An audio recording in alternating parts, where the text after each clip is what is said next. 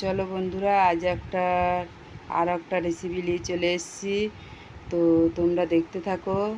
তো দেখো, বেগুন দেখতে পাচ্ছ তো।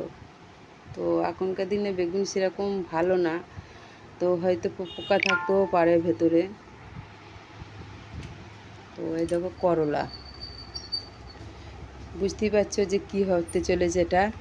তো এই দেখো আলু, এটা দিয়ে আজকে রেসিপি বানানো হবে। তো চলো তোমরা দেখতে থাকো। তো দেখো বন্ধুরা, আমার করলা কাটা হয়ে গেছে, লম্বা লম্বা করে কেটেছি, কারণ এটা ছেঁচড়ার মতো হবে, বাড়তিতে তরকারি হবে। তো লম্বা লম্বা বেগুনও কেটেছি দেখতে পাচ্ছ, আর লম্বা লম্বা আলুও কেটেছি দেখতে পাচ্ছ। তো একটু কড়াই চাপিয়ে দিয়েছি।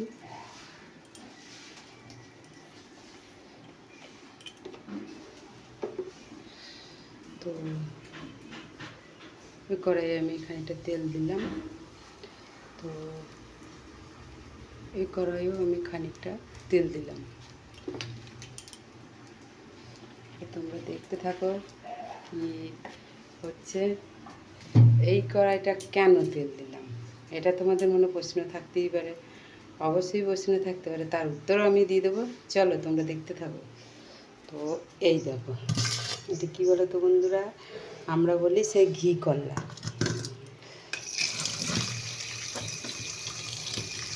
ঘি করলা এখানে ধুয়ে নিচ্ছি, তোমরা দেখতে থাকো। তো মাঠে ঘাটের জিনিস তো অবশ্যই ধুতে হবে। এগুলো করে ধুয়ে নিচ্ছি। এদিকে বেগুনটা একটা সাইডে ধুয়ে নিচ্ছি। তো ধোয়া হয়ে গেল।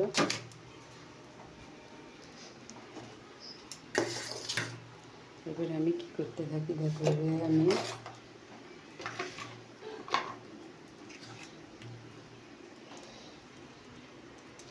পরিমাণ মতো একটু নুন দিচ্ছি, বুঝতে পারছো বন্ধুরা। দেখো পরিমাণ মতো একটু হলুদ দিলাম।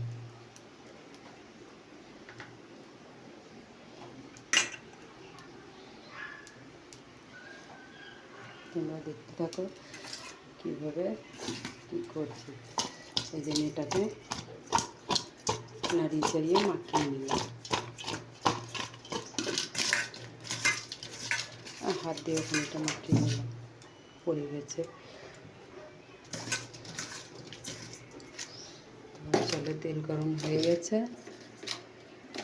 তো আমি ঢেলে দিলাম এখানে।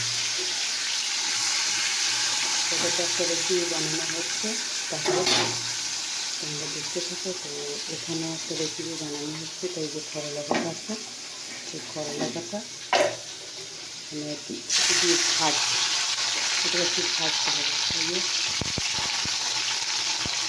এটা কিন্তু আমি ভাজছি, সেরকম এখন ছেড়েছি। এখন এটা ভাজা হবে, একটু ভাজা ভাজা হবে। এটাও এখন ভাজা হবে, তোমরা দেখতে থাকো। চলো দেখতে থাকো। এবারে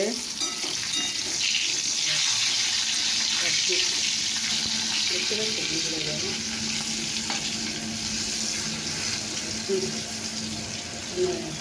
লাল লাল হয়েছে,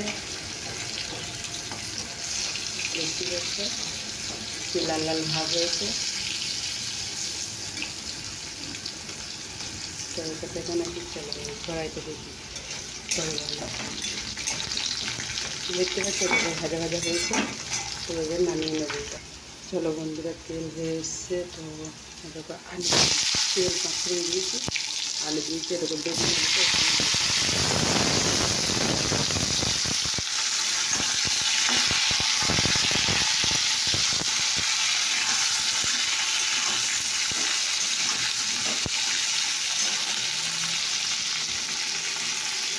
সাথে সাথে এটাকে এদিকেও দেবো।